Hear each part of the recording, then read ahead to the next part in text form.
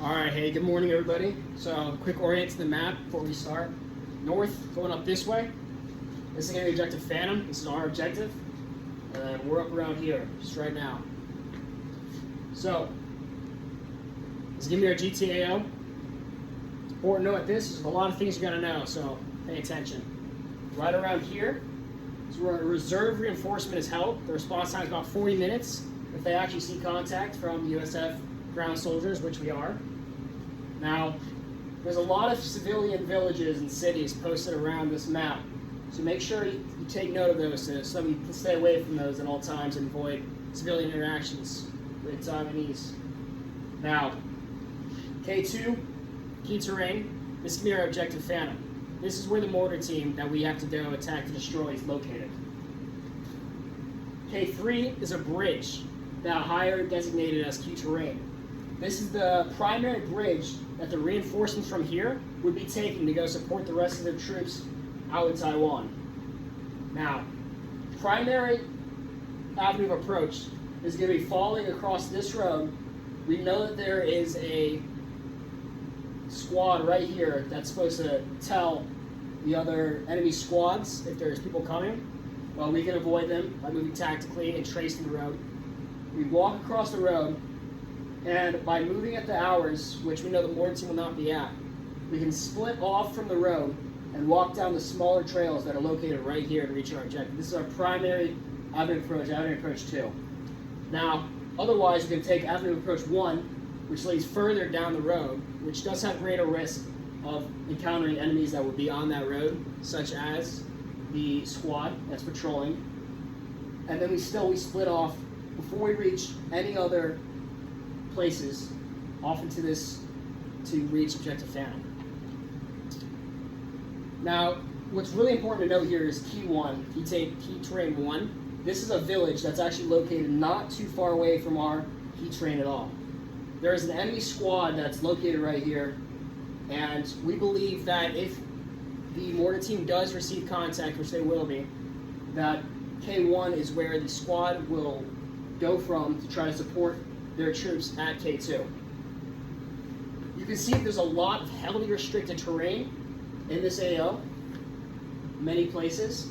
It's a very mountainous area, and you can assume that everywhere else that is not marked as heavily restricted is already restricted, besides major roads and villages. That's why it's going to be a little bit slower to move, but we have to move very quickly and very tactically as the environment allows. There's a large river that separates our AO from other units, so just be aware. And then across the mountain, which we cannot see, there's a large invisibility line tracing this mountain peak. There's going to be more forces and a lot more heavily restricted terrain. This road should be large enough to move a squad element down comfortably. However, these trails are only about team size. So, what's important to know about this as well is that there's varied vegetation all throughout the map. As you can see, almost everything is marked as green. This can be trees, it can be large grass, while what they will do is provide some concealment as we move tactically, as long as we're not staying on the roads. So as we duck in and out of vegetation, just let it be known that you should be trying to move tactically and stay unseen. However, what's bad about this is that it will provide some difficulty with direct fires if we do receive contact before we reach key terrain 2, objective Phantom, as this very vegetation and all these contour elevation changes would make it hard to engage with enemies at a distance with a direct fire weapon system. This is unfortunate, as the enemy mortar team, which is the indirect fire, would have some greater capabilities here, which is why we're moving when the mortar team is not firing.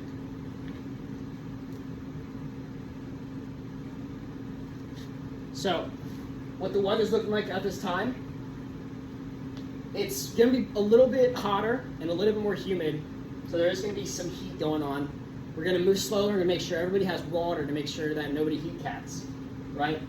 However, thankfully, there's massive cloud coverage of the entire area throughout every hour of this operation. So we should not have some crazy sunlight going down and cooking us as we move.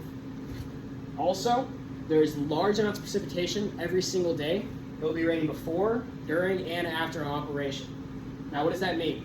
That means that we will be cooled off by this rain. However, as the rain falls, that obscures our vision somewhat, and it actually increases our concealment factor. So it's going to be harder for enemies to see us as we move. Now, along with that rain, it's also going to be very humid, very dense air.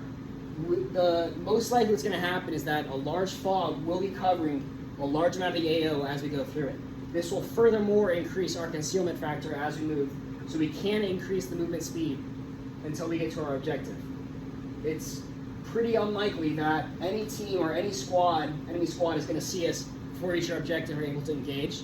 So we should not expect indirect fire contact whatsoever, or reinforcement squads coming and attacking us as we move. There's also not a large amount of wind. I think the fastest is going to be a light breeze. So these trees and such will not really be moving much, and this fog won't be moving, the clouds in the sky won't be moving.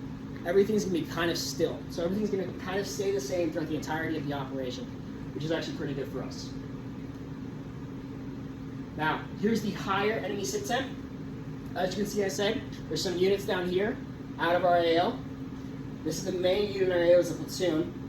And then here's the mortar team located right here. This is our objective. And then, as I said, here's that squad that's tasked with trying to find us before we hit it. There is another team right here, but their main job is to try to shoot airplanes and such out of the sky, so we shouldn't be worried about. And here's the reserve reinforcements that I mentioned, and they should not be a problem. They should not be moving on us whatsoever as we're doing this operation, as long as we do it quick and effectively. Right? Now, this mortar team's job is to disrupt. So if they would be doing their tasks during the hours of moving, which they should not, then they would be disrupting our movement if they knew of us. However, they should not know of us, and they should not be firing anyways. So that should be fine.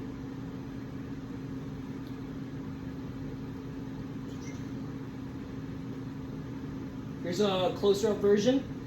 This is only one level above us. So, as you see, as I mentioned, here's a squad move across the road, which is why we should be splitting off before we pass this road where the squad is likely going to be located to reach our objective. Here is the squad that should probably be reinforcements to the mortar team. They are tasked with containing that village. However, they will likely act as reinforcements to this mortar team if this receives contact. Additionally, this is highly unlikely, but we should just keep it known that there is another squad and a HQ element for a platoon located in this village here. They could act as additional reinforcements, however, it's not likely. And then there's another squad up here, and we should not see them at all. Now, this is really what we got to know, right? This is on our level. This is what we are tasked with destroying. This is the mortar team located right here. Now, I'll give you the grid coordinates if you need them, but what we really just need to know is that there's buildings right here that the mortar team's going to be located in, even if they're not firing. And they have a large amount of range, and I can actually tell you what that range is right now. That mortar system has a range of 4,700 meters. So if they knew of our location and they were firing, they would be able to hit us as we move, which is why we have to remain concealed throughout the entire movement. We have to be we cannot let them have any information or know where we are whatsoever. Their task is to disrupt, and their purpose is to canalize all USF movements in this time. As I showed you earlier, the massive mountain range cuts across the entire map with another river cutting this way. So if this mortar team was able to do its job, which we should not allow, then it would canalize all USF movement in this kind of route directly down this road. And I can actually show you that again. Right here. They would canalize all movement down this mountain range and down this road to lead exactly where they want to across all of these squads, platoons, all of this ADA, everything like that. We cannot let that happen. That is why Hire designated us with the task of attacking to destroy this mortar team. Now here's the other unit that I mentioned. This is the squad element, third squad for the enemy. They are also motorized and they're infantry, so they could move quickly if they needed to. They have Most likely what we believe they are is that as they're containing this village, right here is their CSK with their squad leader, and then they have an anti-personnel team right here with a machine gun and a grenade launcher, and an anti-tank team right here with a rocket launcher and another grenade launcher. Now, most likely, as I just showed you on the other map, the most likely route will be coming down these roads. So they should be pointed all this way. If we approach from out here, or even out here, they should not be able to see us. However, they also have very large ranges, which is why we have to remain undetected. They have 1,000 meters for their QGY-88, which is their machine gun. They have 200 meters for their grenade launchers, which is still pretty far. They have 1,600 meters for their very large machine gun that's on top of the CSK. It's attached to it already. And then they have a 300-meter range for the anti-tank, which you don't have to worry about as we're not in an armored unit. They're tasked with containing in order to protect that village right here. So if we move in quickly and we destroy, we have to immediately turn around and get out. Otherwise, this unit would be coming up and trying to attack us.